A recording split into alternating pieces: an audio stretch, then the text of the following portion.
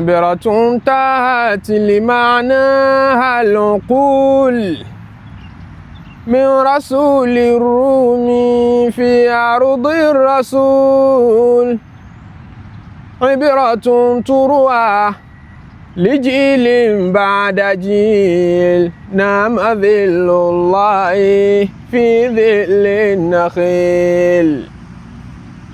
ẹ jẹ́ a jọ mọ̀ wá sí níbi ìṣẹ̀lẹ̀ tó ṣẹlẹ̀ sí arákùnrin kan tó wá bẹ̀ Sayyidina Umar ọmọ Khattab láti ilẹ̀ Byzantine. Ibaratun òye ń bẹ ńbẹ̀, Ibaratun ọgbọ́n ń bẹ ńbẹ̀, Ibaratun wáàsí ni tahati limana al-uqulu. Gbogbo ńlá ká ìtọ́gbọ́ ń dọpọlọ wọn láàmú ń pé báwo ló ṣe rí bẹ́ẹ̀, kí ló dé tó rí bẹ́ẹ̀, kàyéfì ńláńlá. min rasuli rumi fi ardi rasul, min rasuli rumi fi ardi rasul. Òjíṣẹ́ tí wọ́n rán láti ilẹ̀ Byzantine, àwọn ilẹ̀ tán ń pè ní ilẹ̀ Rome, òun ni bẹ̀rẹ̀ láti rí Syria níjọ́ náà lọ́hùn, níjọ́ táwọn Byzantine àwọn Kìrìsìtẹ́nì ń pàṣẹ ibẹ̀, tó fi wá dé ilẹ̀ Jordan, tó fi dé ilẹ̀ Lebanon àti ilẹ̀ Philistine, wá wọ ilẹ̀ Turkey àwọn Ardul Anadul, ilẹ̀ àwọn Anadol, tó fi wọ Europe lọ bẹ́ẹ̀. Àwọn ilẹ̀ yẹn wọ́n ń pè ní Biladu Rome. Nígbà tí Sayyidina Umar lásìkò rẹ̀ ní Islam wọ àwọn bẹ̀rẹ̀ sí ní wọ àwọn ìlú wọ̀nyí, ọba ilẹ̀ Rome ó wá rán òjíṣẹ́ wá, ìkan nínú àwọn jagunjagun ẹ̀ wá sí Madina. Nígbà ó wá dé Madina láti wá yọjú sí olórí gbogbo mùsùlùmí, ó fẹ́ mí ti Umar. já àyẹ́tù níbi ìdàsàyà wà láhàdàr, ó wá látọ̀nà tó jìn, yẹsẹ̀ àlòlẹ̀ àhàyà àwọn kọ́sìrì Umar. Nígbà tó dé Madina, ní tó mú bẹnu ní pé ẹ dákun ilé ọba yín mo béèrè pálásì rẹ̀ mo fẹ́ dé, ń béèrè pálásì Umar. Ó ní àìnà kọ́sìrùn bọ́mọ khairalimu minin wàlúùdá wa tuhura wa núra mubin kọ́sìrù la shakka marufun libina ansofu lao ṣáyàdú fi sàmà. Àfọkànsí ẹ̀, èrò rẹ̀ ní pé pálásì ẹni tó gba ìlú lọ́wọ́ wa, wọ́n gba Syria lọ́wọ́ wa, ẹni tó jà wá lógun, tó darí ogun tán fi gba Lebanon, tán fi gba Jordan, tí wọ́n á fi gba Philistine, tán tún fi ń gbalẹ̀ Turkey. Ó gbọ́dọ̀ jẹ́ ọba tó káàyà, ó gbọ́dọ̀ jọba tí ń ṣọlá, ó gbọ́dọ̀ jọba tó fi gbogbo ilẹ̀ kọ́ palace. Ó ní palace rẹ̀ dà, tán bá kọ́ palace irú rẹ̀ sí sánmọ̀, wọn jẹ̀bi wọn ṣàbòsí. Famadarru mi fi shauqin azim yasalu labira anhu almuqim. Ẹ̀ràn jẹ́ ń dá aláàmú bí ti ń lọ ní ń béèrè lọ́wọ́ ọmọdé àtàgbà, ará tòsí àtàrà jìnnà ń pé ẹ dákun ẹ tọ́ka palace olórí yín ọba yín là ń lọ. Wọ́n ló ń pọ̀ bá yín láwọn mùsùlùmí ní àlọ́ba, ní ó dá aṣáájú la ní àlọ́ba. Tó bá já ṣáájú wa ló ń béèrè rìn síwájú wọ́n ń júwe fún. fàájà ṣàọkọ minhu wàlíhíà sọ́ọ̀tù àràbí ìyá tí ń bẹ iná líhìá. Arábìnrin kan tọ́jú ará oko gan lọ́padà wá júwe fún, ó ní tàhtàdáka nàkálì, tàhtàdáka nàkálì fi hisnin hasin hayi faruqan amiral mu'minin. Lábẹ́ igi làbídùn ọkàn ẹ̀ náà ni òun ló sùn.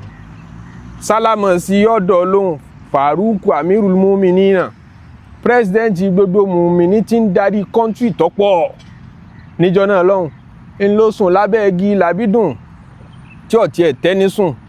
Wọ́n lérí iyẹ̀pẹ̀ lọ́ fara lé níjọ́ náà. Wàtàkàlà àǹjà àdín wà mọ́ta tẹ́ńṣúdìl kẹ́ńzàl mùrọ̀jà fìlbìkà. ẹṣin tó gùn bọ́ọ̀lẹ̀ gbá àwọn ẹrù rẹ sẹ́gbẹ́ kan ẹni tó ń wá náà ló ti rí un alkanzul murajja pẹpẹ ọ̀rọ̀ tó ń wá láti ilẹ̀ Anadolu lọ́hùn iná ni òun náà ní ń bẹ lábẹ́ igi ní lọ́ọ̀kan qala ya subhanahu rabbil wujud aina dhaka al-qasru bal aina al-junud lam akun min qablu akhasha qaysaran la wala satwata asadi shara oni aina dhaka an-nakhlu ya qala ya subhanahu rabbil wujud ololomo tóbi o iriru eléyìí aina dhaka al-qasru palace yẹn dà tá ti fọkàn sí ilé alára tá ti rò pé rúurú ọmọ gbé ókọ rẹ̀ mì tìtìtì ókọ tí ń já gbogbo ọba lẹ̀ Róòmù láàmú tí ń já wọn láyà ókọ tó lọ mi Késárì lọ tó mì lọ́kàn tó dá láàmú ṣé náà ni ọmọ sùn lábẹ́ igi pálásì rẹ̀ dà àwọn ọmọ ogun wá dà òun nìkan lábẹ́ igi olórí tí ń pàṣẹ dodo yín ẹrú ọba ni ń pẹ́ tí ẹ lè jí pa lam akun min qablu akhasha qaysaran la wala satwata asadi shara ó ní mo ti bá Késárì ṣe òun lọ́ba tó burú jù láyé kánú àwọn ọmọ ogun rẹ̀ ní mi ẹ̀rù rẹ̀ kì í bà mí bẹ́ẹ̀ lẹ̀rù àwọn kìnìún tí ń bẹ lágìjù mo ti kọlù kìnìún lágìjù àwọn kìnìún agbó kìnìún tẹ́rù ọ̀bà mi rí alimada awhana alkhawfu janahi kílé tẹ́rù wá ń bà mí báyìí torí bí tí ń súnmọ́ Umaru sí wọn láyà rẹ̀ ń já níwọ̀ tún ní wò sí pé ṣóhun safe how come ó dín dí ọba tí kìjikìji rẹ̀ mi àwọn nídòdó ilẹ̀ Rome lọ́wọ́ á sùn lábẹ́ igi ṣèṣe pé wọ́n ń dẹ̀ wọn ṣèṣe pé wọ́n yọ sóhun láti ibì kan kọ̀ wá lọ́mọ ogun kódà kò tiẹ̀ gbé dàdá ní kò gbé kò mọ́bẹ dání lóhun nìkan lábẹ́ igi walimada awhana alkhawfu janahi ìwọ̀n bí rẹ̀ pé kílé tẹ́rù wá ń bà mí báyìí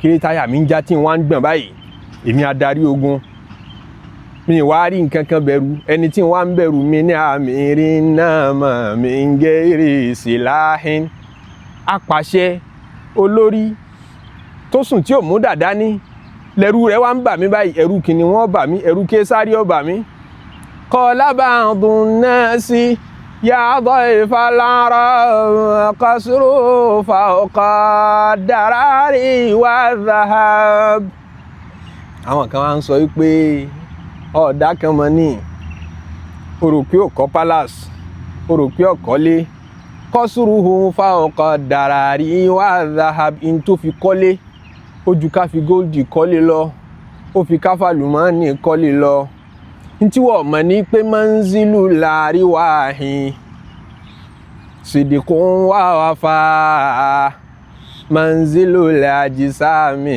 làónú wàtìlá ilé tá a mọ́ fẹ̀mí kọ́ òdodo àti ìládéhùn àti ìpè ìwọ Ọlọ́run ìpè ìwò òjíṣẹ́ Ọlọ́run ni wọ́n fi kọ́ ilé aláramọ̀ǹdà àlìjánà wọn máa kọ́ sí lọ́dọ̀ Ọlọ́run òdodo wọn fi kọ́rú ẹ̀ manzilu làjísàmì làónú wàtìlá ilé tí bọ́dì mọ́ gbé tára mọ́ sùn ara tí ó padà jẹrà ara tí ó padà wọnú sàárè òun là á mọ́ kùn lọ́dà òun nìyí tí wọ́n ń wá yẹn ń kọ́ làwọn Umaru gbáyé kọ́ fi sama ilimajidi marifu limanar rukunu zuhudun wa dhulun wa nkisar ó níbi tí wọ́n kọ́ sí sama ilimajidi wọ́n kọ́ sí ilé tí ò ní parẹ́ láíláí ilé ògo inú sánmọ̀ ògo ni wọ́n kọ́ sí ó rí pókọ rẹ̀ ọ̀parẹ́ ni bí wọ́n ṣe wá kọ́lé ju Umaru lọ láyé nì tí wọ́n náà rò pókọ rẹ̀ lè ṣẹ́kù tó ti Umaru torí wọ́n ti ṣe bówó ló ṣe é ṣe dodo nǹkan fi sama ilimajidi marifu limanar rukunu zuhudun wa dhulun wa nkisar àwọn pílà lẹ́yìn àwọn òpó tí wọ́n fi kọ́ zuhudun ìráyésá ni wa dhulun ká yẹpẹrẹ ní fọ́lọ́run wa nkisar kọ́ mọ́ jẹ́ bákan níwájú Ọlọ́run jura rẹ̀ lẹ̀ fódodo jura rẹ̀ lẹ̀ fànábì Ọlọ́run ẹni Umaru fi kọ́lé lójú ọyẹ́ la tarahu fil mala ainul basar.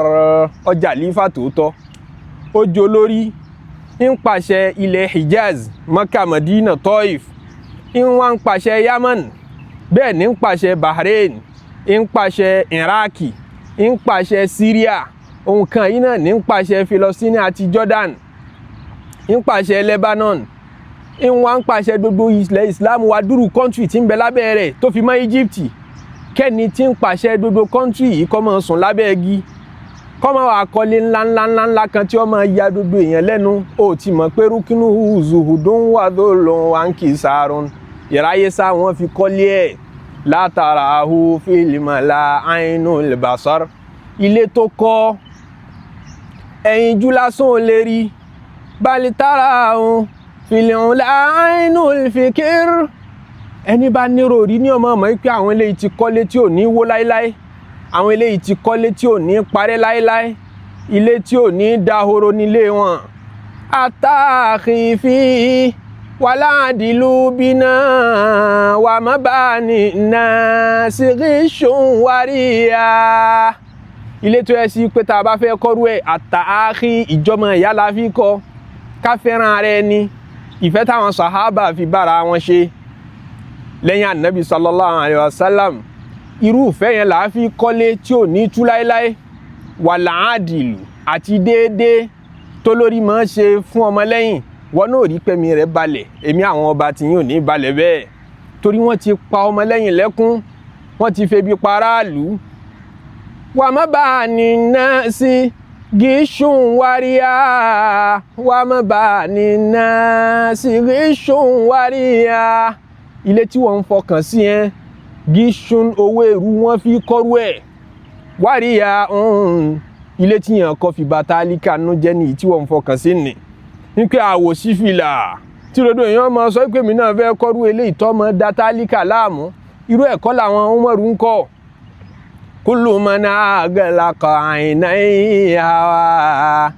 Gbogbo ẹni tí fẹ́ inú bá ti fọ́ lójú, fahuwa fi dhulumati hasha an tarahu.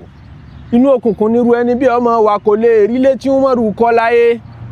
Yóò máa ṣe bí onílé ni, yóò máa ṣe bí ọ̀ráyé wá, yóò ṣe máa ṣe bí gbogbo àwọn ẹni rí, àwọn ẹni Ọlọ́run kó wáyé asán ni.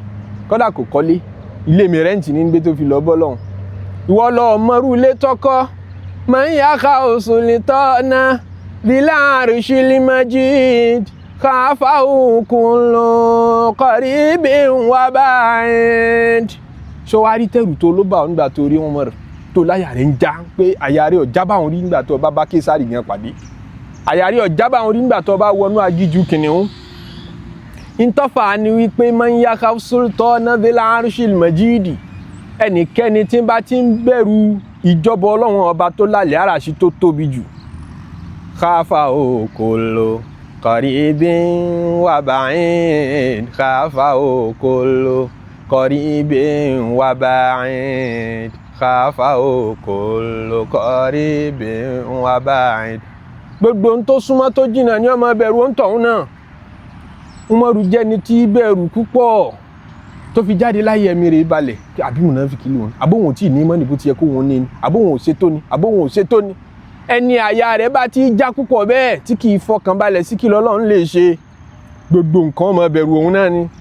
Wọ́n fi láàrín Nabi sallallahu alaihi wasallam ní tí Umaru bá gba ọ̀nà kan, Ṣètánì ó dẹ̀ jápa, yóò lọ gba ọ̀nà míì ni. Ó kèé fẹ́ gba bí tí Umaru bá wà, torí Umaru náà ń kọnú Ọlọ́run. Wa bi khawfillahi fazala minun haythu la khawfun wala hum yahzanun. Wa bi khawfillahi fazala minun haythu la khawfun wala hum yahzanun. Al-aminuna, àwọn tí ọ̀rọ̀ ayé ṣe pẹ̀lú fọkànbalẹ̀, tí ò ní sí àlákàlà, tí ò ní sí fìtínà, táyà àwọn onímọ̀ já.